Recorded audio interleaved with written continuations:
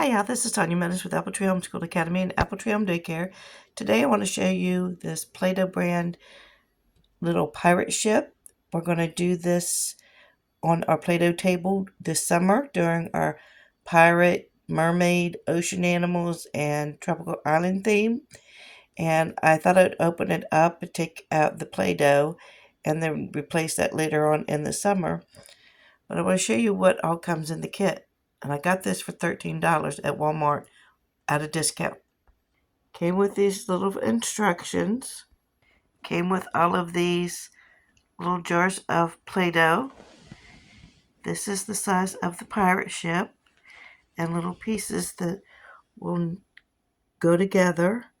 Little cannon and treasure chest, a sail, a fish and a little pirate, a little roller and knife, and the pirate has a little sword.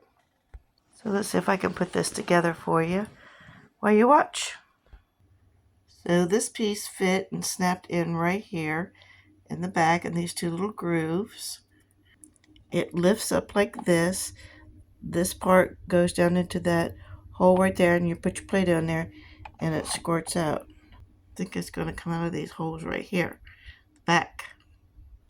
This piece right here has these little grooves at the bottom, and they're going to fit right in those holes right there.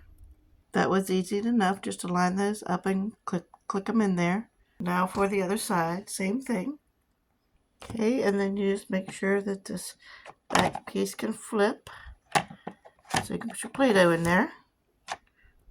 Now just take the sail and put it in that hole right there, and that piece until it clicks.